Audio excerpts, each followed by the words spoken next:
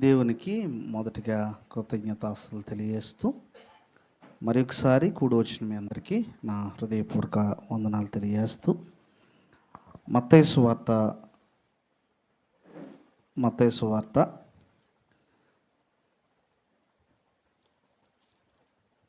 7వ అధ్యాయము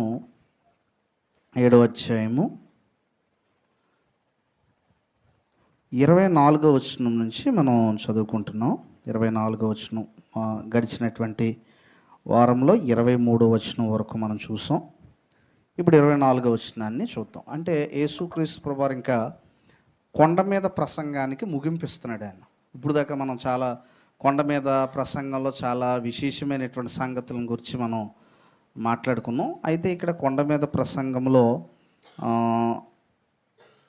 ముగింపుకు వస్తున్నాడు ఆయన. ఆ ముగింపులో అంటే విషయం ఏంటంటే యేసు ప్రభువారి యొక్క మాటల ప్రకారంగా ఇన్ని మాటలు ఆయన చెప్పాడు కనుక ఆయన ఒక విషయాన్ని చెప్తున్నాడు. ఏమంటున్నాడంటే ఫైనల్గా ఒక కన్క్లూజన్ ఇస్తున్నాడు ఆయన ఈ ప్రసంగాన్ని. ఏంటి అనేది అంటే మనం చూస్తూ ఉంటాం. కాబట్టి అంటే పైన 5వ అధ్యాయం దగ్గర నుంచి ఇప్పటి వరకు ఎన్ని విషయాలు చెప్పాడు ఆయన. ధన్యతల గురించి చెప్పాడు, ఎలా జీవించాలో చెప్పాడు, ఆ తర్వాత ఎలా ప్రార్థన చేయాలో చెప్పాడు, ఎలా ఉపవాసం ఉండాలో చెప్పాడు, ఏ విధంగా జీవించాలో చెప్పాడు. ఇవన్నీ చెప్తూ ఇదే యేసుక్రీస్తు బోధ ప్రకారంగా ఇప్పుడు చూడండి, కొండ మీద ప్రసంగం అంతా ఒక మనిషి పాటించాడని అనుకోండి, ఎవరు శిష్యుడు అవుతాడు? ఇదే యేసు ప్రభు శిష్యుడు. అంటే చాలామంది బట్టలు మార్చేయండి లేదంటే రకరకాలుగా వాళ్ళ చేత చేయిస్తారు, కానీ యేసు ప్రభు శిష్యుడు అంటే ఈ లక్షణాలు కలిగి ఉన్నవాడు యేసు ప్రభు శిష్యుడు. ఆయన ప్రార్థన గురించి చెప్పాడు, ఆయన నీతి కొరకు శ్రమల గురించి చెప్పాడు, అన్నీ కూడా ఇందులో అన్నీ కలగలిపి ఉన్నాయి. ప్రేమించడం గురించి చెప్పాడు, అబద్ధ బోధల గురించి చెప్పాడు, అన్ని విషయాలు కూడా ఇందులో ఉన్నాయి. అయితే ఫైనల్గా మాట చెప్పాడు. ఏమన్నాడంటే యేసు ప్రభువుకు తెలుసు ఆయన బోధ విన్న వాళ్ళందరూ ఆయనకు లోబడరండి, కొంతమంది లోబడతారన్న సంగతి కూడా ఆయన తెలుసు. సో ఇక్కడ ఏమంటున్నాడో చూడండి 24వ వచనంలో, కాబట్టి ఈ నా మాటలు విని 7వ అధ్యాయం 24 అండి, మత్తయి సువార్త 7:24. కాబట్టి ఈ నా మాటలు విని వాటి చొప్పున చేయు ప్రతివాడును బండ మీద తన ఇల్లు కట్టుకొనిన బుద్ధిమంతుని పోలి ఉండును. వాన కురిసెను, వరదలు వచ్చెను, గాలి విసిరి ఆ ఇంటి మీద కొట్టిన కానీ దాని పునాది బండ మీద వేయబడిన కనుక అది పడలేదు. చూడండి, తన బోధను విని అనుసరించే వాళ్ళని, విని అనుసరించని వాళ్ళని 2 రకాలైన ఇల్లులతో పోల్చాడు. ఒకడు విని వాడి చొప్పున చేసే ప్రతి వాడిని కూడా. ఇక్కడ విషయం ఏంటంటే ఇద్దరు విన్నారు. మీరు గమనించండి, బండ మీద ఇల్లు కట్టుకున్నవాడు విన్నాడు, ఇసుక మీద ఇల్లు కట్టుకున్నవాడు కూడా ఏం చేశాడు? విన్నాడు. అందరూ వింటారు, కానీ వాటి ప్రకారంగా చెయ్యాలనుకున్నవారు కొద్దిమంది ఉంటారు. చాలాసార్లు ఆయన చెప్పడం మామూలే, మన లైఫ్ మామూలే అనుకుంటారు. అలాంటి వాళ్ళందరూ ఇసుక మీద కట్టుకుంటున్నారు. ఏదో రోజు కూలిపోద్ది జీవితం, డెఫినెట్గా కూలిపోద్ది. యేసు ప్రభు చెప్పినట్టుగా జీవితం కట్టుకోకపోతే తప్పనిసరిగా కూలిపోద్ది. ఈ రోజుకి అది ఇల్లులా కనపడవచ్చు, కానీ దాని పునాది ఏమై ఉంది? ఇసుక అన్నాడు. బండ మీద కట్టుకోవడం వేరు, బలమైన. ఎప్పుడైనా సరే మీరు యేసు ప్రభు కొరకు జీవించకుండా విజయాన్ని వస్తుందని నిరీక్షించవద్దు. ఎప్పుడైనా సరే మనం పాపంలో జీవిస్తూ మన తప్పేంటో మనకు తెలుసు కూడా మారు మనసు పొందకుండా మంచి రోజులు వస్తాయని ఎప్పుడు ఆలోచించవద్దు. రావు. ఆయన చెప్పాడు 2 ఇళ్ళు కట్టబడతాయి, కానీ ఒక రోజు వస్తుంది, ఆ రోజు ఏమైపోద్ది? కూలిపోద్ది. ఈరోజు ఇక్కడ చెప్తున్నాడు, ఒకవేళ ఆ మాటలు చెప్పిన కట్టుకున్నాడు అని అనుకోండి, బండ మీద ఇల్లు కట్టుకున్న బుద్ధిమంతుని పోలి ఉంటాడు. బుద్ధిమంతుడు అంటున్నాడు. రెండోది ఏమంటున్నాడంటే బుద్ధిహీనుడు అంటున్నాడు. బుద్ధిమంతుడు బుద్ధిహీనుడు 2 రకాలండి. ఇప్పుడు బుద్ధిమంతుడు బుద్ధిహీనుడిని ఎలా డిసైడ్ చేస్తాం మనం? బుద్ధిమంతుడు అంటే ఎవరు? బుద్ధిహీనుడు అంటే ఎవరు? ఎవరు బుద్ధిమంతుడు, ఎవరు బుద్ధిహీనుడు, ఎవడ తెలివైనడు, ఎవడ తెలివి తక్కువడు, ఇవన్నీ మన ఎనలైసిస్ ప్రకారంగా జడ్జ్ చేస్తాం. కానీ దేవుని దృష్టిలో ఎవడు బుద్ధిహీనుడు, దేవుని దృష్టిలో ఎవడు బుద్ధిమంతుడు? చూడండి, ఒకసారి మీరు కనుక చూస్తే ఒకనొక సందర్భంలో ఒక ఆయనకి, మీకు అందరికీ తెలిసినటువంటి విషయం ఏది, పంటండా పండింది.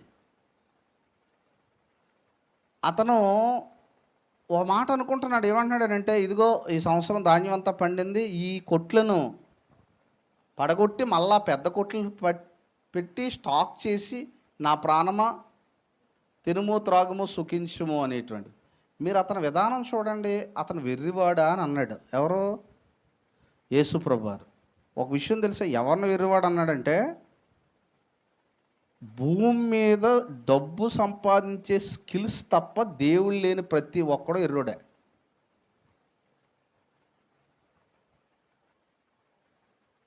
యేసుప్రభు అదే మెసేజ్ ఇచ్చాడు సమాజానికి.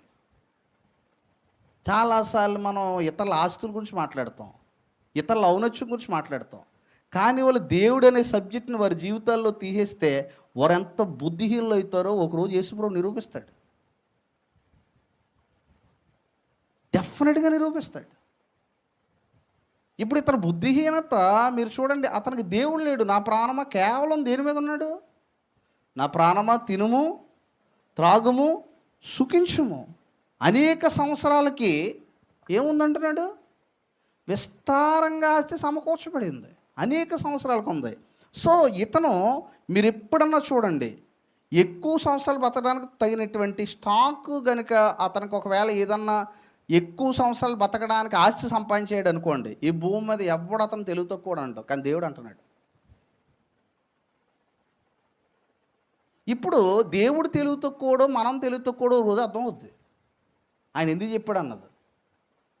వెర్రివాడా, ఈ రాత్రి నీ ప్రాణాన్ని అడుగుతున్నాను, నువ్వన్నీ మాట్లాడుతున్నావు, కానీ నీకు ఇన్ని సంవత్సరాలు జీవించాలని జీవించామని చెప్పగలిగే హక్కుని ఎవరిచ్చారు? నువ్వు ఎన్ని సంవత్సరాలు జీవించగలవు అనేటువంటి హక్కు నీకు ఇచ్చాడా దేవుడు? ఇది మిస్ అయ్యాడు అతను.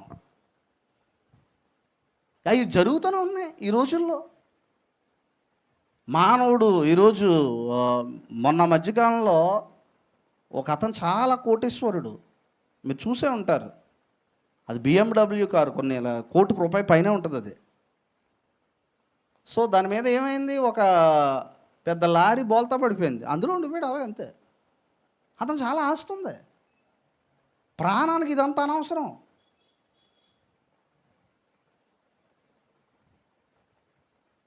యాక్సిడెంట్ అయితే నీ వెనకాల ఆస్తి ఎంత ఉందన్నది అనవసరం. యాక్సిడెంట్కి నీ ప్రాణానికి నువ్వెంత ఎక్కువ వస్తుంటే అన్ని సంవత్సరాలు బతుకుతావు అనేది పెద్ద మాయ. ఈ మాయలో చాలామంది పడిపోతారు. ఎంత ఎక్కువ వస్తుంటే అంత సుఖంగా బ్రతకొచ్చని అనుకుంటారు కదా, వాళ్ళందరూ ఒకరోజు మోసపోతారు. దేవుణ్ణి పక్కన పెట్టి ఈ లోకమే అనుకునేటువంటి వారందరికీ కూడా ఒకరోజు ఖచ్చితంగా నిరూపించబడుతుంది. ఆ రోజు వాళ్ళు తేరుకోలేరు. ఇప్పుడు చూడండి, ఇప్పుడు లోకం ఎవరిని బుద్ధిహీనుడు చూస్తారండి, దేవుడు దేవుడని పడి తిరుగుతూ ఉంటాడు చూసారా, దేవుడు కోసం బతకాలని వారిని వెర్రోడు అనుకుంటారు.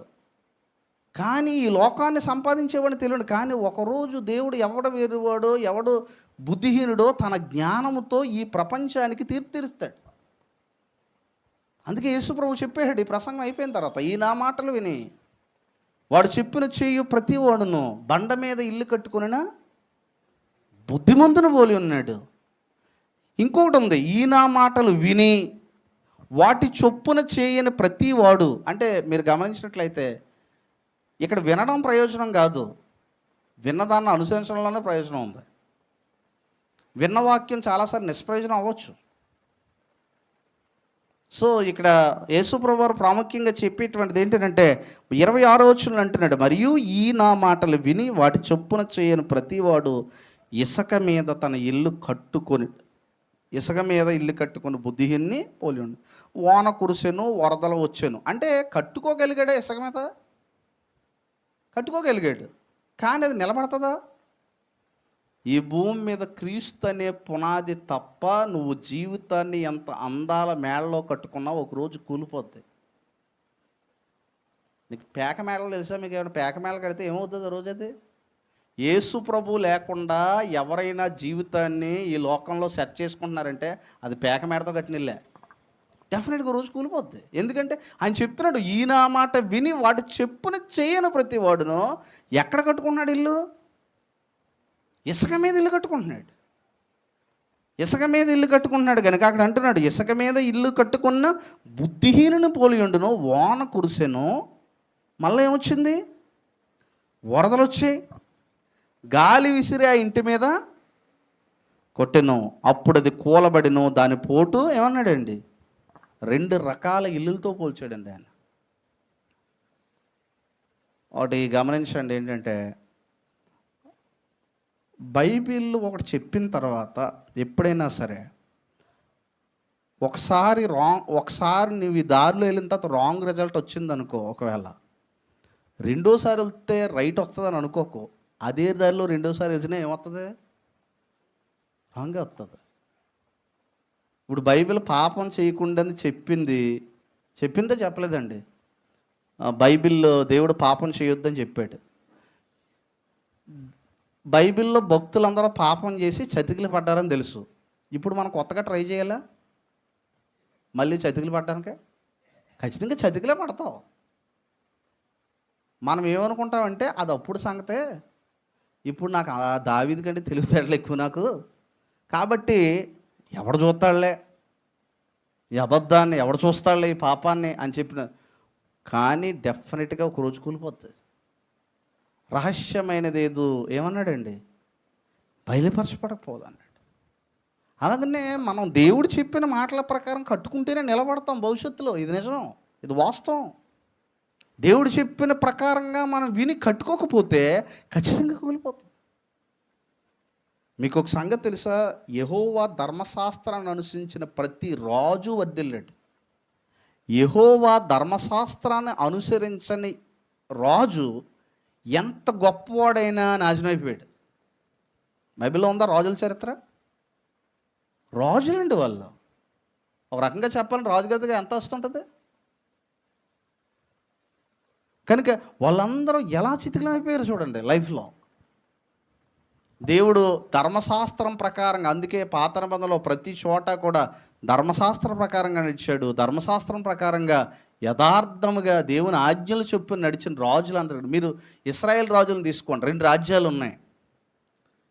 ఆ 2 రాజ్యాలు కూడా ఇశ్రాయేల్ 2 రాజ్యాల కింద విడిపోయిన తర్వాత యోధా రాజ్యము, ఇశ్రాయేల్ రాజులో ఎవ్వరూ నిలబడలేదు, నష్టపోయారు.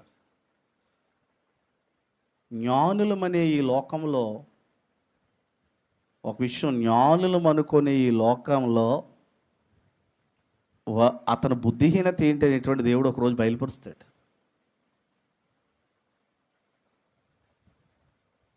ఇంకొక విషయం ఏంటంటే ఈ ప్రపంచం జ్ఞానులు అనుకొని పరిగెడుతుంది.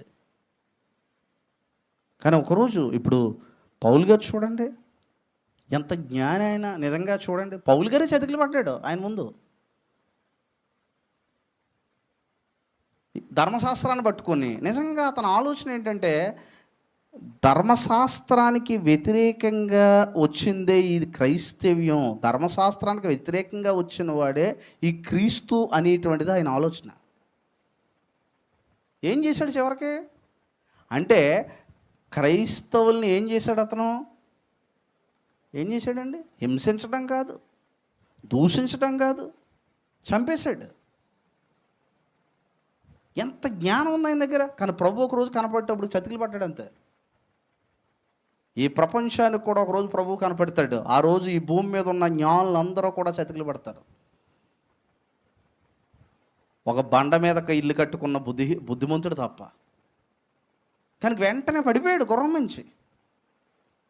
ప్రభు ముందు, ప్రభువుకు వ్యతిరేకంగా ఎవరు ఏం చేసినా ఏదో రోజు నష్టపోతారు. కనుక ఇక్కడ అదే ఏం చేశాడంటే రాజులందరూ కూడా, మీరు చూడండి, సౌలు రాజుని తీసుకోండి, లేదంటే సొలొమోన్ తీసుకోండి. సొలొమోన్కి దేవుడు ఏం చెప్పాడు? సొలొమోను గురించి దేవుడు ఏం రాయించాడో చూడండి, తన జీవిత చిట్ట చివరిలో రాయించినటువంటి మాట. ఆయన మాటలు విన్నాడు, ఆయనకి చాలా జ్ఞానం ఉంది, కానీ ఆ జ్ఞానం చెప్పు నడవలేదు సొలొమోను. ఆయన ముందు కానీ ఆయన వెనకాల కానీ అంత జ్ఞానవంతుడు ఎవరో లేరు. అలాంటి వాడు ఎందుకు పడిపోయాడంటే, ఇక్కడ జ్ఞానం ఉండడం, జ్ఞానం వినడం ప్రాముఖ్యం కాదు. ఆ జ్ఞానాన్ని ఏం చేయాలి? అనుసరించాలి.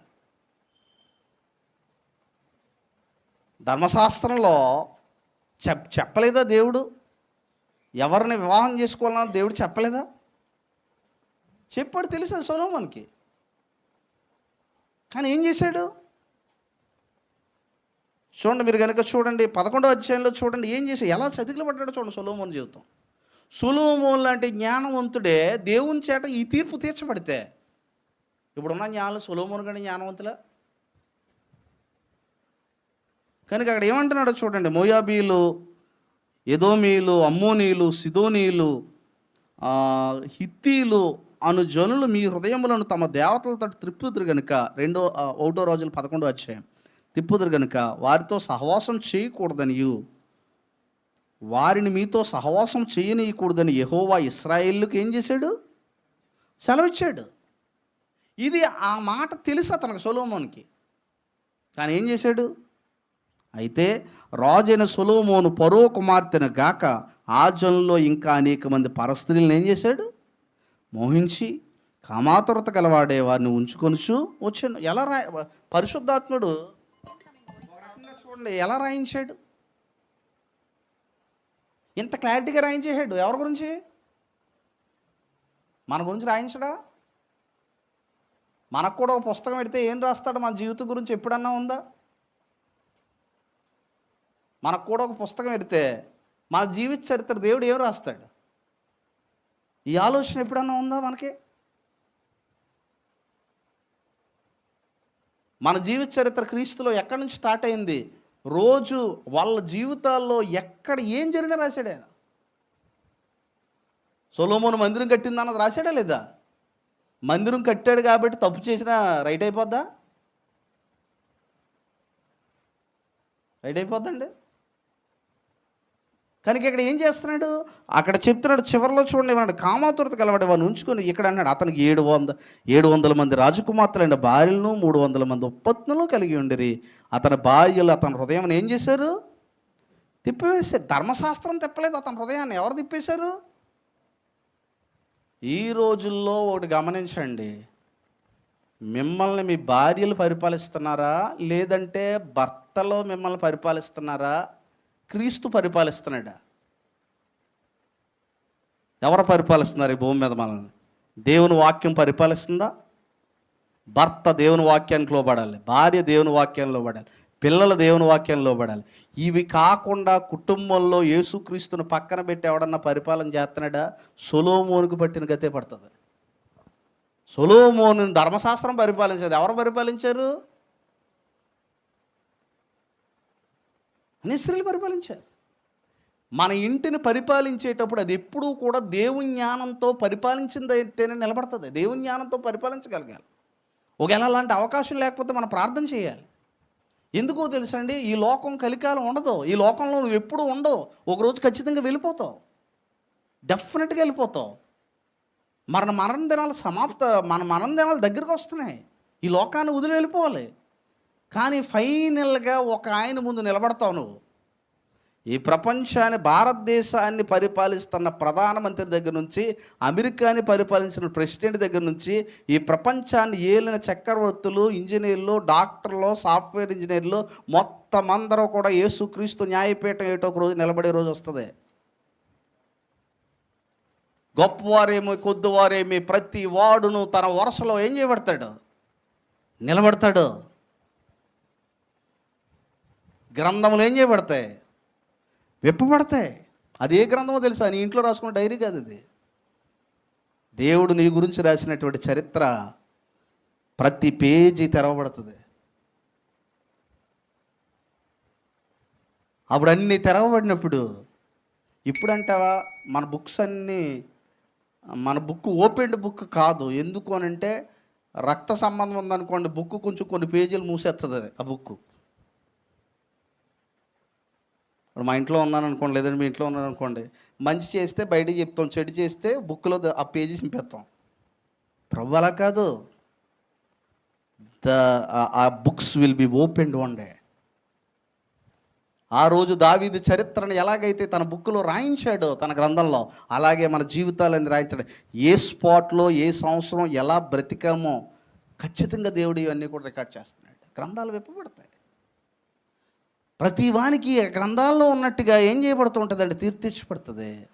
నిజంగా ఆ గ్రంథములో రాయించినటువంటివి యథార్థమైన విషయాలు అయితే ఖచ్చితంగా దేవుడు దాన్ని ఇక్కడికి చూడండి ఏం చేశాడో. చివరికి తన గురించి రాసింది ఏంటంటే చెప్తున్నాడు, ఏమంటున్నాడనంటే 4వ వచనంలో చూడండి, సొలొమోను వృద్ధుడైనప్పుడు అతని భార్యలు అతని హృదయమును ఇతర దేవతల తట్టుగా తిప్పగా అతని తండ్రి అయిన దావీదు హృదయం వలె అతని హృదయము దేవుడైన యెహోవా ఎల్లా ఏం కాకపోయింది, యథార్థం కాకపోయాను. ఇదే మాట మళ్ళీ 6వ వచనంలో కూడా రాయించాడు చూడండి. ఈ ప్రకారము సొలొమోను యెహోవా దృష్టికి చెడు నడత నడిచి తన తండ్రి అయిన దావీదు అనుసరించినట్లు యథార్థ హృదయముతో యెహోవాను.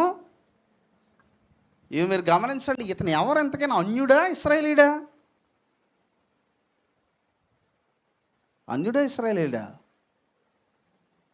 చెప్పండి మీరు, ఇశ్రాయేలీడా అన్యుడా సొలొమోను? ఎవరి గురించి రాయించాడు? ఎవరు ఎన్నుకున్నారు ఈయన రాజుగా? దేవుడు ఎన్నుకున్నాడు. ఇశ్రాయేల్ గురించి, ఇశ్రాయేల్ ఒక్కొక్కడు ఎలాంటోడు రాయించినప్పుడు ఈరోజు క్రీస్తు సంఘ సభ్యులను మనం ఎవరెవరు ఎలాంటోడు రాయించడు ఆయన? లేదంటే మనందరికి ఒక ప్యాకేజ్ ఇచ్చేస్తాడా? మీరందరూ క్రీస్తు సంఘం పర్లోకం పొందంటాడా? ఇశ్రాయేల్ని అనలేదు అలాగా. ఇశ్రాయేల్లో ఉన్న రాజుల్ని అనలేదు ఆయన. మీరందరూ ప్యాకేజీ, మీరు ఇదిగో మసాయి అన్నీ నరకన పోతాయి, మీరందరూ ప్యాకేజ్ ఎలా వచ్చేయండి అని అండి ఆయన. ఇందులో కూడా ఏం చేస్తూ ఉంటాడంటే ఆయన దావీదులన్న సొలొమోను ఎలాగైతే తీర్చిచ్చాడో అలాగే ప్రతి ఒక్కరిని ఏం చేస్తాడు, తీస్తే ఇదే బైబిల్ చెప్తుంది. కనుక ఖచ్చితంగా, ఎందుకంటే తీర్పు దేవుని ఇంటి నుండే ఏమన్నాడు ఆరంభమైతే, దేవుని ఇల్లేది సంఘం, దేవుని ఇంటి నుండే ఆరంభమైతే గతేమగనన్నాడు. సో ఇక్కడ సొలొమోను ఇశ్రాయేలీడే, సున్నతి పొందాడు. అంత మాత్రమే కాదు, తన జీవితంలో ఎంత జ్ఞాని అని అంటే, నేను ఎందుకు అంటున్నానంటే సొలొమోన్ని ఎందుకు తీసుకున్నానంటే, తన జీవితంలో సొలొమోను అంత జ్ఞానం పాత నిబంధనలో ఎవరికీ లేదు.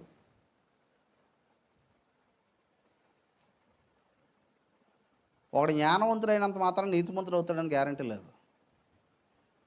ఈ భూమి మనకి చాలా తెలివితేటలు ఉండొచ్చు, కానీ నీతిమంతుడు ఆ జ్ఞానంతో నీతిమంతుడిగా నిరూపించుకుందాం అంటే అవుతుంది.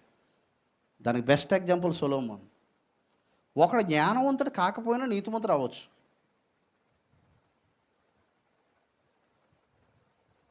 ఇది మనకి బెస్ట్ ఎగ్జాంపుల్ చెప్తుంది. ఇది సొలొమోన్ జీవితం. కనుక సొలొమోనుకు ఉన్నటువంటి జ్ఞానం ఎలాంటిది, అతని యొక్క వైభవం కానీ అతని జ్ఞానం కానీ చివరికి బహుశా ప్రసంగి గ్రంథాన్ని చివరి టైంలో రాశాడు. ఎలా రాశాడు? ఒక అనుభవంతో రాశాడు. అన్నీ నేను సంపాదించుకున్నాను, అన్నీ నేను చేశాను, కానీ సమస్తము ఏమన్నాడు, ఒకరోజు భూమి మీద దేవుని కొరకు బ్రతకకుండా ఈ లోకాన్ని సంపాదించిన ప్రతి ఒక్కరూ కూడా ఇదంతా వ్యర్థమని వాళ్ళ నోటితో చెప్పే రోజు ఒకటి వస్తుంది. ఆ రోజు వరకు కూడా ఆయన అన్నాడు, ఈ నా మాటలు విని వాడు చెప్పిన ఎవరైతే చేస్తారో వాడు బండ మీద ఇల్లు కట్టుకున్నా ఏమన్నాడండి, బుద్ధిమంతుని. ఆయన తీర్పు ఎంత స్ట్రాంగ్గా ఉంటుందంటే మీరు చూడండి, కావాలంటే ఆ రోజు పొలం పనికి వెళ్తారట, ఒకళ్ళు ఎత్తబడతారు, ఒకళ్ళు ఏం చేయబడతారు, విడవబడతారు. క్లారిటీగా రాశాడు ఆయన. అంటే పొలం పనికి వెళ్ళిన వాళ్ళు ఇద్దరు కలిసి వెళ్ళారు, కానీ ఒకళ్ళేమో పరలోకంలో, ఒకళ్ళు ఏం చేయబడ్డారు, ఆ రాత్రి ఒక్క రాత్రే ఇద్దరు ఒకే మంచం మీద పరుంటారు. అంటే భార్య పరలోకానికి వెళ్ళి భర్త నరకానికి వెళ్ళిపోయే వాళ్ళు ఉంటాయి తెలుసా. ఇక్కడ కలిసి భోంచేస్తున్నాం కదా అని అనుకోకండి.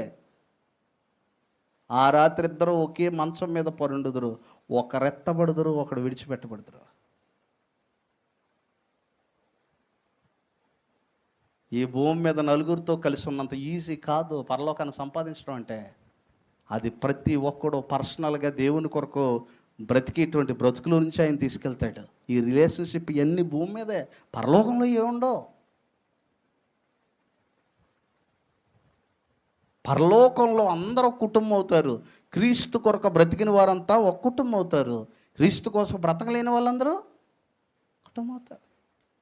కనుక ఇంత కరెక్ట్గా చెప్పాడు. ఈవెన్ మీరు చూడండి, ఈయన మాట విని వాడు చెప్పిన చేయని ప్రతి వారిలో మనకి పాత నిబంధనను చూస్తే మీరు లోతు కుటుంబాన్ని చూడండి. లోతు కుటుంబంలో మీరు చూడండి, లోతు కుటుంబంలో కనుక మీరు చూస్తే అగ్నితో కాలిపోతుంది, వెనక్కి తిరిగి చూడొద్దు అని చెప్తే ఎవరు తిరిగి చూశారు? ఎవరు తిరిగి చూశారండి? ఎవరు చూశారండి? లోతు తిరిగి చూడలేదు. ఇప్పుడు ఎవరు రక్షించబడ్డారు? పోన్లే లోతు భార్య కదా అని చెప్పి చూసినా పర్లేదన్నాడా? ఒక నీతిమంతుడికి భార్య ఉంటే నువ్వు పరలోకానికి వెళ్ళవు, నూతిగా జీవిస్తేనే నువ్వు వెళ్తావు. ఒక నీతిమంతుడికి నువ్వు నీతిమంతురాలకు భర్త అయి ఉంటే ఒక రకంగా ఆలోచించండి, ఆ నీతిమంతుని బట్టి ఆ భర్తను కూడా దేవుడు ఎక్కడ చేర్చుకోడు? దేవుడు ఏమన్నాడో తెలుసా అండి? ఎంత క్లారిటీగా రాయించాడో తెలుసా అండి తన గ్రంథంలో. హెజ్కేలు గ్రంథంలో చూడండి ఏం రాయించాడు. దేవుని మాట విని ఎవరైతే సిద్ధపడతారో వారి గురించి రాయించాడు. చూడండి ఏం రాయించాడు. హెజ్కేలు గ్రంథము 14వ అధ్యాయంలో చూడండి, 14వ వచనంలో అంటున్నాడు. 14:14 నోవాహును, దానియేలును, యోబు. నోవాహు, దానియేలు, యోబు. ఇప్పుడు నోవాహు కాలంలో శేషం ఎవరు? నోవాహు కదా. తర్వాత దానియేలు కాలంలో కూడా బబులోనులో దేవుణ్ణి స్తుతించింది ఎవరు? దానియేలు. మరి యోబు కాలంలో ఆ రోజు యథార్థం అతను వంటి వాడెవడను లేడు అన్న, అంటే ఆ ప్రపంచం అంతా లోకంలో కలిసిపోయినా వీళ్ళ మాత్రం వాళ్ళ మధ్య ఉండి దేవునితో నడుస్తున్నారు. వాళ్ళ ఇష్టం. నోవాహును, దానియేలును, యోబును ఈ ముగ్గురు అటు దేశంలో ఉండున్నాను. వారు తమ నీతి చేత తమ్మును మాత్రమే ఏం చేసుకుంటారు? రక్షించుకుందరు. ఇదే ప్రభువుకు యెహోవా వాక్కు. ఆ తర్వాత చెప్తున్నాడు, ఏమంటున్నాడో చూడండి. బాటసార్లు సంచరించకుండా ఆ దేశము నిర్జనమై పాడుగునట్లు నేను దాని మీదకి దుష్ట మృగములను రప్పించగా, అక్కడ ఇశ్రాయేల్ గురించి ప్రవచనం చెప్తున్నాడు. ఆ ముగ్గురు దానిలో ఉండినను ఆ దేశము ఏమవుతుంది? పాడైపోయి. నా జీవము తోడు వారు తమ్మును మాత్రమే రక్షించుకుందరు కానీ కుమారులనైనను కుమార్తెలనైనను ఏం చేసుకోలేరు, రక్షించుకోలేరు. ఎంత సీరియస్గా ఉంది అక్కడ విషయం. ఫ్యామిలీకి కావలసినవన్నీ సంపాదించడమే కాదు, ఫ్యామిలీని నీతిలో పెట్టాలి. నా భార్యకి నా పిల్ల కావాల్సినవన్నీ కొనేస్తున్నాను, ఇది కాదు ముఖ్యం. వాళ్ళని నీతిలో నడిపిస్తున్నానా? నాకు బాధ్యత అప్పగించాడు దేవుడు ఈ భూమి మీద ఒక యజమానుడిగా. వాళ్ళందరినీ పెడుతున్నానా? లేదంటే వారి కుమారుల్ని వారి కుమార్తెలను కూడా ఏం చేసుకోలేరు అన్నాడండి.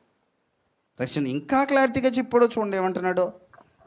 17వ వచనం, నేను అట్టి దేశం మీదకి యుద్ధము రప్పించి ఖడ్గమును పిలిచి నీవు ఈ దేశం ముందు సంచరించి మనుషులను పశువులు నిర్మూలించిన ఆజ్ఞ ఇచ్చిన ఎల్లా ఆ ముగ్గురును దానిలో ఉన్నను నా జీవము తోడు వారు తమ్మును మాత్రమే రక్షించుకుందరు కానీ కుమారులనైనను కుమార్తెలనైనను ఏం చేయమంటున్నాడండి.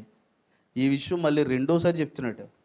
మళ్ళీ ఇంకో మూడోసారి కూడా చెప్తున్నాడు. చూడండి 20వ వచనంలో, నోవాహు, దానియేలును, యోబును ఈ ముగ్గురు దానిలో ఉన్నను నా జీవముతోడు వారు తమ్ము నీతి చేత తమ్మును మాత్రమే రక్షించుకుందరు కానీ కుమారునైనను కుమార్తెనైనను ఏం చేయలేరు, రక్షించుకోలేరు. ఇది చెప్తున్నాడండి. ఎన్నిసార్లు చెప్పాడు ఈ మాట? కనుక ఇక్కడ ఒక మాట మాత్రం గమనించాలి, నీ మట్టుకు నువ్వు పవిత్రుడిగా ఉండు సుమా. అందుకేమన్నాడు, నీ మట్టుకు నువ్వు ఎలా ఉండాలి? చాలామంది లైఫ్లో ఒంటరోళ్ళు అయిపోయారు తెలుసా, యేసుప్రభుని నమ్ముకున్నందుకు వాళ్ళ ఇంట్లో వాళ్ళు అంగీకరించక. మొన్న మా బైబిల్ కాలేజీకి ఒక స్టూడెంట్ వస్తే అక్కడ సుధీర్ సార్ బైబిల్ కాలేజ్ స్టూడెంట్స్కి ఈరోజు చెప్పాడు ఆయన, ఒక్కడో ఒంటరిగా ఉన్నాడు. ఏంటంటే ఆయన చెప్పుకొస్తున్నాడు, యేసుక్రీస్తుని నమ్ముకున్నందుకు వాళ్ళ తల్లిదండ్రులు మొత్తం బయటకు పొమ్మన్నారట. ప్లాట్ఫామ్ మీద బతికాడంట చాలా రోజులు. ఆస్తుంది వాళ్ళకి, పొమ్మన్నారండి, నువ్వు యేసుప్రభుని నమ్ముకున్నావు ఇతలు పో. ఇప్పుడు నాకు 50 సంవత్సరాలు వచ్చాయండి, నా జీవితం అంతా ఇదే.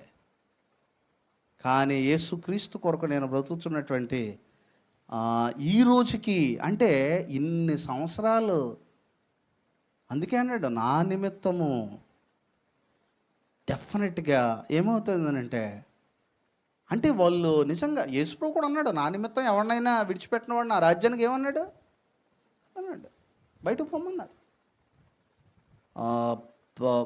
ఆంధ్ర క్రైస్తవ కీర్తనలో పుస్తకాలు రాసిన చాలా మందిని వారి కుటుంబాలు వెళ్ళేసాయి ఎవరు నమ్ముకున్నందుకు, యేసు. ఎందుకంటే ఇది యాంటీగా ఉంటుంది, ఇది నీతి గురించి మాట్లాడుతుంది. కాబట్టి ఇది యాంటీ కనుక వాళ్ళు విశ్వాసాలు ఒప్పుకోలేదు.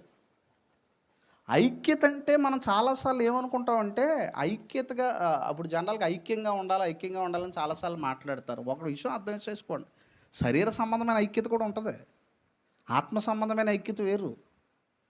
ఇప్పుడు మీరు ఎప్పుడైనా చూడండి, నలుగురు కలిసి తాగుతున్నారు అనుకోండి, వాళ్ళ మధ్య చాలా ఐక్యత ఉంటుంది. అది దేవుడిట్టిన ఐక్యత కాదు, అది దేవుడిట్టిన ఐక్యత. అది అందరూ కలిసి ఉంటున్నారంటే వాళ్ళ మధ్య దేవుని ఆత్మ ఉందని కాదు. ఒకవేళ ఒకడింట్లో ఉన్న ఒకడింట్లో ఒకరు పట్టలేదంటే ఒకడు ఆత్మ స్వభావం ఒకడు శరీర స్వభావం అయ్యి ఉండొచ్చు ఆ ఇంట్లో.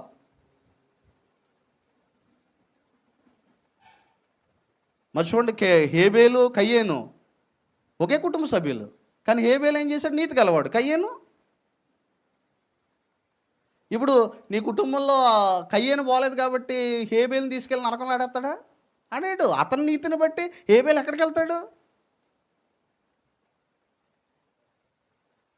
ఎక్కడికి వెళ్తాడు? హేబేలుది ఏ వరుస లిస్టులో ఫస్ట్ పేరు ఉంది?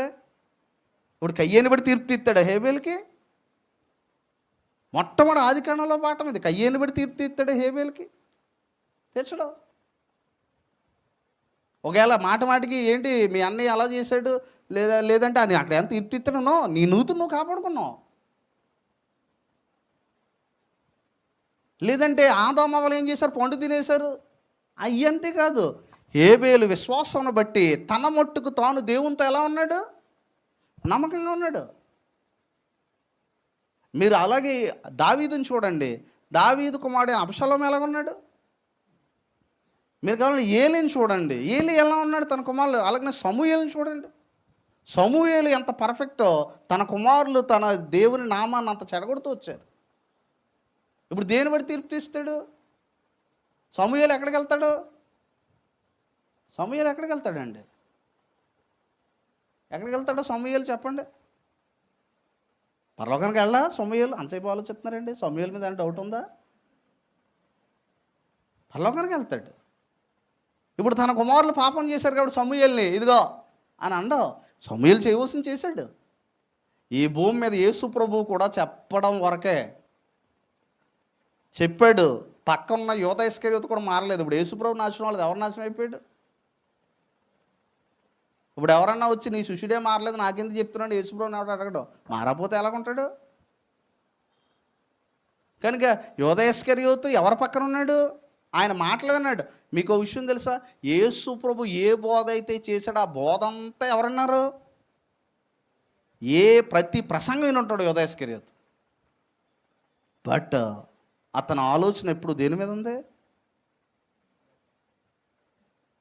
చాలామందికి 20-30 సంవత్సరాల నుంచి సంఘానికి వస్తున్న ధనాపేక్షను వదులుకోరు. యూదా ఇస్కరియోతే. డబ్బు సంచి కోసం యేసుక్రీస్తుని వెంబడించే ప్రతి ఒక్కడూ యూదా ఇస్కరియోతే. నాకు యేసుక్రీస్తు కంటే ధనమే ముఖ్యమనే ప్రతి ఒక్కడో యూదా ఇస్కరియోతే. యేసు ప్రభు కంటే ఎవరు ముఖ్యమైనకుండా ఆయన? ఇక్కడ మీరు చూడండి, పైకి ఎక్కడున్నాడు? బయట లేడు అతను. ఎక్కడున్నాడు? యేసుక్రీస్తు దగ్గర ఉన్నాడు. యేసుక్రీస్తు అంటే యేసు ప్రభు చూడండి, తన దగ్గర ఉన్నటువంటి వ్యక్తిని కూడా, ఇదిగో మీలో ఒకడు నన్ను ఏం చేస్తాడు, అమ్మేస్తాడు. అంటే ఇంతకాలం నేను చెప్పిన ప్రసంగాలు యోదయస్కరితో పనిచేయలేదు. అంటే ప్రసంగం చెప్పినటువంటి వాడి మీద కూడా వాడిని కూడా అమ్మేసేవాడు ఉంటాడు. ఉంటాడు డెఫినెట్గా. బట్ యేసుప్రభు భయపడలేదు. నీ పని త్వరగా కానీ అన్నాడు. గో నీ డ్యూటీ. ఇవన్నీ ఆయన సంకల్పం.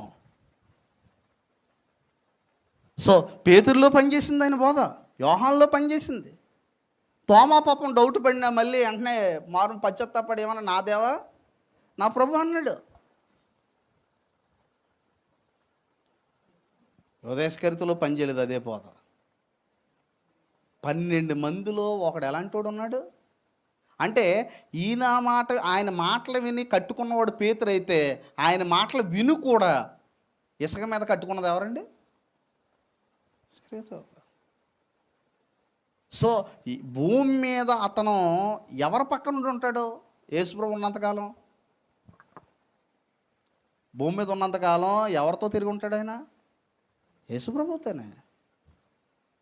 బట్ ఈ అనుభవం, ఈ ఆలోచన, యేసుక్రీస్తులో ఎదగాలనే ఆలోచన యూదా ఇస్కరియోతుకి ఏం చేయలేదండి, రాలేదు. పౌలు కూడా చూడండి, పౌలు గారు సేవ చేసేటప్పుడు కూడా కొంతమంది ఆయన చెప్పిన మాటలను బట్టి నడుచుకున్నారు.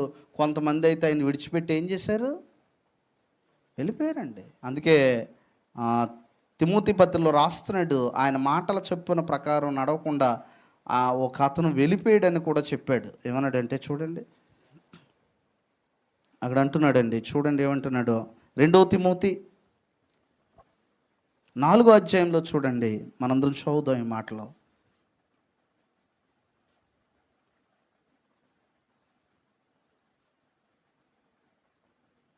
తిమోతిని అంటున్నాడు, ఏమన్నా చూడండి, 2 తిమోతి 4:9 చూడండి. నా యొద్దకు త్వరగా వచ్చుటకు ప్రయత్నము చేయము.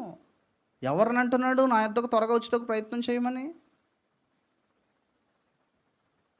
తిమోతిని. త్వరగా రా, నా యొద్దకి వచ్చుటకు ప్రయత్నం చేయి, త్వరగా ప్రయత్నం చేయము. దేమ ఏం చేశాడు?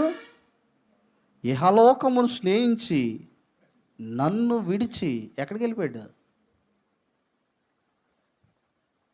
ఆయన విడిచి ఎక్కడికి వెళ్ళిపోయాడండి? తెస్సలోనికి వెళ్ళిపోయాడు. ఎందుకు వెళ్ళిపోయాడు ఈ దేమ? యేసుప్రభు బోధలు వినడానికి ఏం కష్టం కాదండి, జీర్ణించుకోవడమే కష్టం. యేసుప్రభు బోధలు వినడానికి ఏమీ కష్టమైనవి కాదు, చేయడానికే కష్టంగా ఉంటుంది. అందుకే అన్నాడు, నా నోటికి తీయగాను కడుపుకి ఎలా ఉంది, అది చేదుగాను ఉందండి. యేసుక్రీస్తు బోధలు వినడానికి చాలా బాగుంటాయి, కానీ జీర్ణించుకోవడానికే అది కష్టం అవుతుంది. యేసు ప్రభు బోధలు వినడానికి చాలా అద్భుతమైనటువంటి ఆశ్చర్యకరుడైన బోధ అయింది, కానీ ఇక్కడ చేసేటప్పటికే కొంచెం ఎలా ఉంటుంది, అది కష్టం. కనుక ఇక్కడ చెప్తున్నాడు, ఏమన్నాడు? దేమ ఈ లోకమును స్నేహించి ఏం చేశాడంటే, పౌలుతో వెళ్ళాడు దేమ కొంతకాలం. దేమ వెళ్ళాడు, ఈ లోకాన్ని స్నేహించి మధ్యలో ఎవరిని వదిలేశాడు? పౌలును వదిలేసి ఎక్కడికి వెళ్ళిపోయాడు అతను? తెసను కొంతకాలం ఉన్నాడు. ఎందుకంటే పౌలుతో వెళ్తుంటే ఆ కష్టాలు, ఆ శ్రమలు, ఆ బాధలన్నీ ఏం చేయలేడండి, అతను భరించలేడు. అందుకే అన్నాడు, అంతం వరకు సహించిన వాడే ఏమన్నాడు, రక్షణ పొందుడు. మనం ఎప్పుడు కూడా విశ్వాసంలో కట్టబడ్డామంటే మన విశ్వాసం ఎప్పుడూ కూడా పక్కవారి మీద పునాది వేసుకోకూడదు, యేసుక్రీస్తు మీద వేయాలి. అలా వేయకపోతే ఒకడు వెళ్ళిపోడు, ఇంకోటి వెళ్ళిపోతాడు. కానీ యేసుక్రీస్తు మీద వేసుకున్నాడు, ఎంతమంది వెళ్ళినా అతను మాత్రం వేస్తూనే ఉంటాడు. ఎందుకంటే అతని ఆలోచనలు వేరు. అంటే ఇక్కడ చెప్తున్నాడు, ఏమన్నాడంటే మార్కుని, ఇక్కడ కొంతమంది ఆయన బోధ ప్రకారం విన్న వాళ్ళు ఉన్నారు. దేమ ఈ లోకం స్నేహించి నన్ను విడిచి తెస్సలోనికి వెళ్ళాను. క్రెస్కే, గలతీయకును, తీతు, దల్మతీకును వెళ్ళి వీళ్ళ మాట పౌలు చెప్పిన మాట ప్రకారం విన్నారు. లోకా మాత్రమే నా యొద్ద ఉన్నాడు, మార్కును వెంట పెట్టుకొని రమ్ము. ఇది చాలా ఎక్సలెంట్ వర్డ్, మార్కుని వెంట పెట్టుకొని రమ్మన్నాడు. సో నేను ఎందుకు మార్కుని వెంట పెట్టుకొని రమ్మన్నాడు అనే మాటకు ఆనందం అవుతుంటుంది. ఒకప్పుడు మార్కుని హెచ్చరించాడు పౌలు, బట్ టుడే మార్కుని తీసుకొని రా, అతను చూడాలని ఉంది. ఎందుకంటే పనిష్మెంట్ ఇవ్వడం మంచిదే, మార్కు ఇచ్చాడు. ఎందుకంటే మధ్యలో వదిలేసి వెళ్ళిపోయాడు, అందుకే మార్కుని వద్దన్నాడు. బర్నబాకి పౌలుకి ఏమైంది అక్కడ? భోగం అయింది. ఒక రకంగా పౌలు చేసిందే కరెక్ట్ అక్కడ. ఎందుకంటే నమ్మకం లేనివాడిని కూడా తీసుకెళ్తే వాడు సేవ పోగొడతాడు.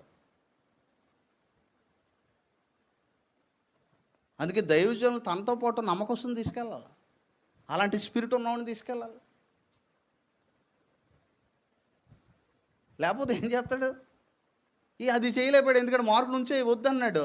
తల్లి బర్నబా మార్కు తీసుకొని ఓ చోటకి వెళ్ళిపోయారు. ఇప్పుడు పౌలు, ఇంకొక అతను పౌలు ఎవరిని తీసుకెళ్ళాడు? మళ్ళా శీలను తీసుకొని ఒకవైపు, శీలను తీసుకొని ఒకవైపుకి వెళ్ళారు. ఇప్పుడు మళ్ళా మారుమనసు పొంది ఉంటాడు మార్కును వెంట పెట్టుకొని ఏమంటున్నాడు? రమ్మంటున్నాడు. తాత్కాలికంగా పనిష్మెంట్. కనుక ఇందులో ఈ పేరు లిస్టులో దేవుని వెంబడించడం. ఇక్కడ చూడండి, దేవుని మాట విన్నటువంటి వాడు, దేవుని మాట విన్నటువంటి ఈ అన్ని మాటలు వాళ్ళ ప్రతిఫలాలు ఆ విధంగానే ఉన్నాయి. ఇంకొకటి ఏంటంటే, మనం ఆలోచిస్తే ఇక్కడ దేవుని మాట ప్రకారంగా కట్టుకున్నటువంటి వారు మళ్ళీ మనకు ఎక్కడ కనపడతారని అంటే అపోస్తుల కార్యాల్లో కూడా కనపడతారు. కొంతమంది ఏమో ఉన్నారు అలా ఉన్నారు, కొంతమంది ఇలా ఉన్నారు. వాళ్ళందరూ ఓటే న్యూస్ అన్నారు, కానీ వాళ్ళు ఏం చేశారు చూడండి. కొంతమందికి ఏమో కోపం వచ్చింది, కొంతమందికి ఏమో దాన్ని హత్తుకున్నారు. మీరు చూడండి, అపోస్తుల కార్యాల్లోనే మీరు చూడొచ్చు ఈ మాటని. అపోస్తుల కార్యములు చూడండి, రకరకాల డిఫరెంట్ కైండ్ ఆఫ్ పీపుల్స్ మనం అక్కడ చూస్తూ ఉంటాం. 17వ అధ్యాయంలో చూడండి, 32వ వచనంలో మృతుల పునరుద్ధానం గూర్చి వారు వినినప్పుడు, 17:32 అండి. అపోస్తుల కార్యాలు 17 మృతుల పునరుద్ధానం గూర్చి వారు విన్నప్పుడు కొందరు ఏం చేశారంట అండి? అపహాస్యం చేశారంట అండి. పౌలు గారు వాకింగ్ చెప్తుంటే కొంతమంది ఏం చేశారంట? అపహాస్యం చేశారు. మరికొందరు దీన్ని గూర్చి చెప్పినది ఇంకోసారి విందుమని ఉన్నారంటండి. వీళ్ళు రెండో కేటగిరీ. కొంతమంది ఏం చేశారంటే అపహాస్యం చేశారట. కొంతమంది ఏం చేశారు? ఇంకోసారి విందాం అనుకున్నారట. మరి అలాగుండగా పౌలు వారి బదులు వెళ్ళిపోయిన. అయితే కొందరు మనుషులు అతను హత్తుకొని ఏం చేశారు? ఇక్కడ 3 కేటగిరీలు ఉన్నాయి. ఈ వాక్యం విన్న తర్వాత అంట కొంతమంది అపహాస్యం చేశారంట. అంటే పూర్తిగా దాన్ని ఏం చేశారు? హేళంగా తీసుకున్నారు. కొంతమంది ఏమంటే ఇంకోటిసారి విందాం అనుకో. అంటే వీళ్ళ విషయం ఏంటంటే ఇందాం కొత్త సబ్జెక్టులు. కొంతమంది పాత సబ్జెక్టుకు లోపడరు కానీ కొత్త సబ్జెక్ట్ చెప్పండి అంటుంటారు. కొత్త మెటీరియల్ అంతా సంపాదించేస్తుంటారు. అక్కడేముంది, ఇక్కడేముంది, అందులో బైబిల్లో ప్రజలు అన్నిటిగా. వాడు బైబిల్ ట్రైన్లో కూడా మాకు ఇలాంటి వాడు దొరుకుతుంటాడు. బైబిల్లో ఉన్న అన్ని ప్రశ్నలు ఒక అరగంట ప్రార్థన చేయడు కానీ బైబిల్లో ఉన్న అన్ని ప్రశ్నలకు ఆన్సర్ ఎత్తుకెత్తుంటాడు శాస్త్రవేత్తలుగా. కానీ చివరికి ఒక మాటకి లోపడ్డా. బైబిల్ అంతా తిరిగేస్తాడు. లోపడకపోతే ఎందుకు?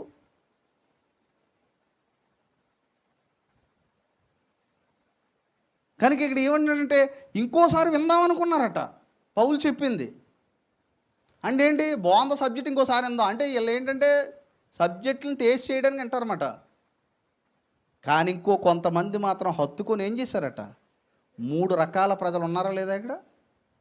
మొట్టమొదటి ప్రజలేమో అపహాస్యం చేశారు, రెండో ప్రజలేమో ఇంకోసారి విందాం అనుకున్నారట, మూడో వారు ఏమేం చేశారంటే పౌల్ని హత్తుకొని ఏం చేశారంట అండి? విశ్వసించారట. అంటే వీళ్ళు ఎవరో విశ్వసించిన వాళ్ళు ఆయన మాటలు విని బండ మీద ఇల్లు కట్టుకోవడానికి సిద్ధమైన వాళ్ళు. ఈ అపహాస్యం చేసిన వాళ్ళు దేని మీద కట్టుకుంటారు? ఇల్లు ఇసుక మీద కట్టుకుంటారు. ఈ మరొకసారి ఇందాం అనుకున్నాడు ఇంకా అసలు ఇల్లే కట్టడం. అలా చూస్తుండే, ఎందుకంటే ఇంక మొదలెట్టడు అది. కాబట్టి 3 రకాలైనటువంటి ప్రజలు ఉన్నారు ఇక్కడ. అలాగే యేసు ప్రభు అయితే 4 రకాల ప్రజల గురించి చెప్పాడు. ఆయన ఏమన్నాడంటే కొన్ని విత్తనాలు ఎక్కడ పడ్డాయి? మీరు 4 నేలన పడినటువంటి విత్తనాలు కూడా ఒకటే, విత్తనాల్లో తేడా ఏమి లేదు. త్రోవ పక్కన పడ్డాయి, త్రోవ పక్కన పడ్డాయి. రెండో ఎక్కడ పడ్డాయి? ముళ్ళతుప్పలో కాదండి. రెండో ఎక్కడ పడ్డాయి? రాతి నేలను పడ్డాయి. మూడోయి ముళ్ళతుప్పల్లో పడ్డాయి. ఎవరి ముళ్ళతుప్పలో, ఎవరి త్రోవ పక్కన నేల, ఎవరి రాతి నేల, ఎవరా మంచి నేల? 3 భాగాలన్నీ ఏమైపోయినాయి? ఒక విషయం ఏంటో తెలుసండి, ఒక ఆయన ఒక బుక్ రాశాడంటండి. ప్రసంగం చేసే బోధకుడు ఏం చేయబడాలి? సిద్ధపడాలి. సిద్ధపడి ప్రార్థనాపూర్వకంగా ప్రసంగం చేయాలి, మంచిదే. వినేవాడు సిద్ధపడక్కర్లేదా? వినేవాడు త్రోవ పక్కన పడినటువంటి నేల అనుకో, ఏం చేస్తాడు? వాక్యం వెంటనే వదిలేస్తాడు. అంటే నేల ఏం చేయలేదు, సర్లేదు. ఎంత చెప్పినా ఏంటంటే అంటే అర్థం ఏంటి? త్రోవ పక్కన పడిన నేల. ఇంకా పక్షులు వచ్చి ఏం చేస్తాయి? ఎత్తుకుపోతాయి. తర్వాత రెండోది రాతి నేల. అంటే విత్తనాలే కాదు, సరైన నేల కూడా ఏమై ఉండాలి? నేలని తయారు చేయాలి. మన వాక్యం వినడానికి సరి అయిన నేలను చదువు చేసుకొని వచ్చి కూర్చోవాలి. రాతి నేలతో వచ్చిన్నాం అనుకో, అదేమి మొలకెత్తుతుంది, మళ్ళీ ఏమైపోద్ది? చచ్చిపోద్ది. త్రోవ పక్కన పడిన నేల వేసుకొని వచ్చిన్నాం అనుకో, ఖచ్చితంగా ఏమైపోద్ది? ముళ్ళ పొదలు అవి ఎదుగుతాయి. ఆ ముళ్ళ పొదల్లో ఉన్నటువంటి స్పీడ్గా ఎదుగుతాయి. ముళ్ళ పొదలు కూడా స్పీడ్గా ఎదుగుతాయి. వాటిని ఏం చేసే? అంచివేసి. కానీ మంచి నేలను పడినటువంటి విత్తనాలు నేను చూసా, 30 దంతులు గాను, 60 దంతులు గాను, 100 అంతలుగా ఎదిగాయి. ఇప్పుడు నేల 4వ నేల మంచిది. యేసు ప్రభు కూడా అదే అన్నాడు. ఇదిగో ఇలా ఉంటారు శ్రోతలు అని చెప్పాడు ఆయన. అందుకే చూడండి, ఒక్కో ప్రసంగం సంఘం అంతటికి నచ్చదు. నచ్చకపోవడం కారణం ఏంటి తెలుసా? అందులో కూడా రాతి నేల వేసుకుని కూర్చుంటాడు, అని నచ్చదు. వాడు త్రోవ పక్కన పడిన నేలతో వచ్చి ఉంటాడు. వాడు మంచి నేల, అలాంటి వాడు వాక్యాన్ని హత్తుకొని ప్రేమించి మోకాళ్ళు వేసి ప్రార్థన చేస్తాడండి. మంచివాడికి మంచి నేలకి రాతి నేలకి తేడా ఏంటంటే, ఒక మంచి మాట బైబిల్లో ఉంది. నువ్వు పాపం చేసావు అనుకో, ఒకవేళ ఏ పాపం అన్నా బైబిల్లో చెప్పబడిన పాపం, బైబిల్ గురించి బోధించేటప్పుడు పలానా పాపం నువ్వు చేస్తున్నావని ఎవరైనా చెప్పారనుకోండి, మంచి నేల పడినోడైతే వెంటనే దేవుడు నాతో మాట్లాడుతున్నాడని చెప్పి ఇంటికి వెళ్ళి పశ్చాత్తాపడి మోకాళ్ళు ఎత్తాడు. రాతి నేల ఉన్నవాడు ఏం చేస్తాడు తెలుసా? విత్తనాన్నే తిప్పికొడతాడు. ఎందుకంటే నేల అలాంటిది. ఆ వాక్యాన్ని తిడతాడు. ఎందుకంటే ఇది మారలేక దేని తిడతాడు? నా గురించే చెప్తున్నాడు. మరి నీ గురించి చెప్పినప్పుడు ఆశీర్వాదం కదా. నా గురించి మాట్లాడడం ఎంత ఆశీర్వాదకరం. ఏదో స్టోరీ చెప్పాడు దావీదు దగ్గరికి వచ్చి, నా గురించే చెప్పడానికి వచ్చేవేంటి అన్నాడా? ఆ పాపాత్ముడు నేనే అన్నాడు. దేవుడు మాట్లాడినప్పుడు ఇలా ఒప్పుకునే స్వభావం ఉందా? దేవుడు మాట్లాడినప్పుడు ఒప్పుకున్నాడు, అంతే, సరెండర్ అయిపోయాడు. అలాగా దీవించాడు ఆయన, వదిలేదు. నిజంగా అలాంటి వారికి దేవుడు సహాయం కూడా చేస్తాడు, ఈ శోధనల నుంచి, కష్టాల నుంచి. ఇప్పుడు పేతురు చూడండి, పాపం మంచోడే, కానీ కొన్ని సమయంలో తొందరపడ్డాడు. అప్పుడు వెంటనే ఏం చేశాడు అలాంటి వాడిని యేసు ప్రభు? వెంటనే ఇప్పుడు చూడండి, చాలాసార్లు పశ్చాత్తాపడ్డాడు. ఓసారి మాత్రం చెప్పాడు పేతురికి, పేతురు, సాతాను నిన్ను జల్లిల్లో వేసి ఏం చేశాడు? జల్లించాడు. కానీ నేను నా తండ్రిని వేడుకున్నాను, నీ నమ్మిక తప్పిపోకుండానట్లు నేను తండ్రిని వేడుకున్నాను. నిజంగా వాక్యానికి లోబడే వాళ్ళకి శోధనలో ఈ కష్టమే. దేవుని సహాయం అడిగితే దేవుడు సహాయం అందిస్తాడు. అసలు నాకు ఈ మాటే సెట్ అవ్వదు, నాకు బైబిలే సెట్ అవ్వదు అనుకుంటే సాయం చేయడు దేవుడు. ఒకవేళ నేను ప్రయత్నం చేస్తాను అన్న వారికి ఖచ్చితంగా, అందుకే అన్నాడు, నన్ను బలపరచు వాని అందే నేను కొన్ని కాదు సమస్తము చేయగలను. ఎందుకంటే నన్ను బలపరిచేవాడు ఆయన. బైబిల్ ప్రకారంగా ఎవరు బతుకుతున్నారండి అని ఫుల్ స్టాప్ పెట్టే శ్లోకంలో కలిసిపోతుంటాడు చూసారా, భ్రష్టు అయిపోతాడు చివరికి. బైబిల్ ప్రకారంగా బతకడం కష్టమే, కానీ అలా బ్రతకపోతే నరకం ఉందంట తెలుసా. ఆ నరకాన్ని మీరు ఎప్పుడు కొంతమంది అంటుంటారు, నరకాన్ని చాలా సింపుల్గా తీసుకుంటారు. నరకాన్ని ఎండాకాలం ఎండనే భరించలేము మనం, నరకాన్ని ఎలా భరిస్తాం?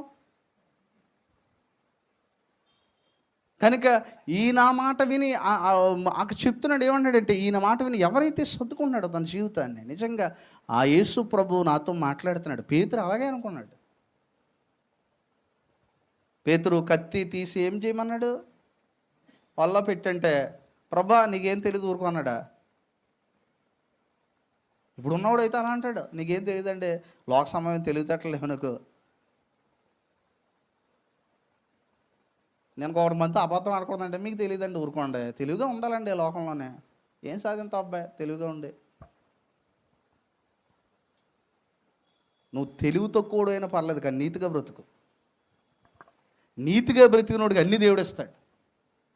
కానీ జ్ఞానం అంతా ఉపయోగించి యథార్థతను విడిచిపెట్టి బ్రతక్కో, కోల్పోతావు ఏదో రోజు.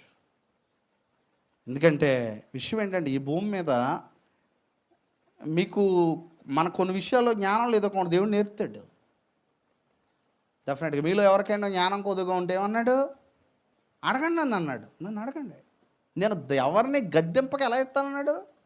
ధారాళంగా ఇస్తానన్నాడు.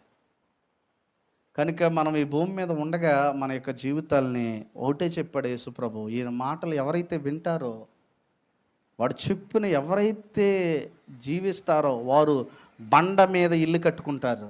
మీరు నిజంగా దేవుడు కొరకు మీ జీవితాన్ని జీవిస్తున్నట్లయితే మీ జీవితాన్ని లోకంలో ఎవ్వరూ నాశనం చేయలేరు, ఎవ్వరూ నాశనం చేయలేరు.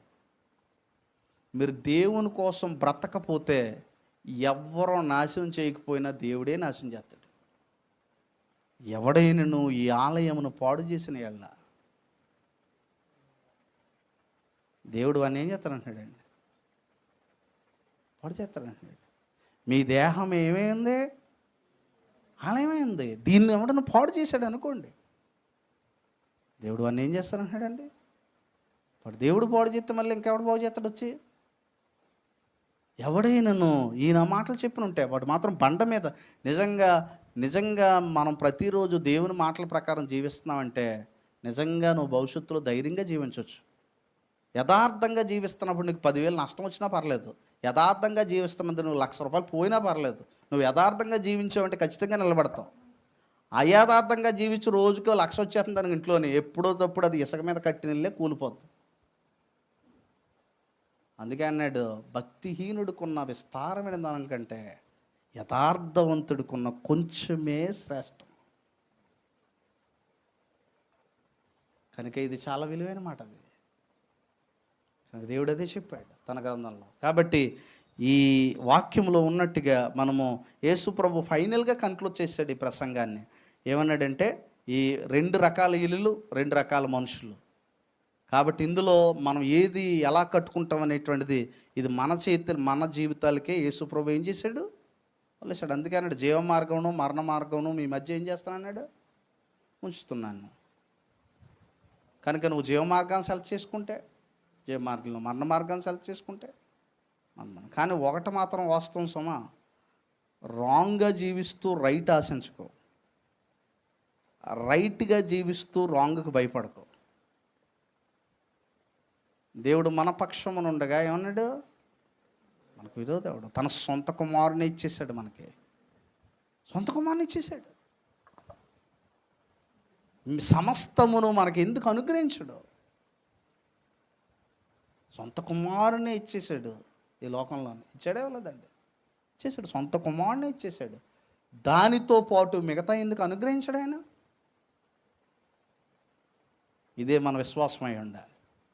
అట్టి కృప, అట్టి ధైర్యము, ఈ లోకంలో వేసే ప్రతి అడుగు దైవ చిత్తానుసారమైనదే ఉంటూ దేవుని చేత మీరందరూ కూడా, మనందరం కూడా నడిపించబడాలని మీకు నేను తెలియజేస్తూ ఈ మాటలు ముగిస్తున్నాను. అందరికీ వందనాలు. ప్రార్థన చేసుకుంటాను.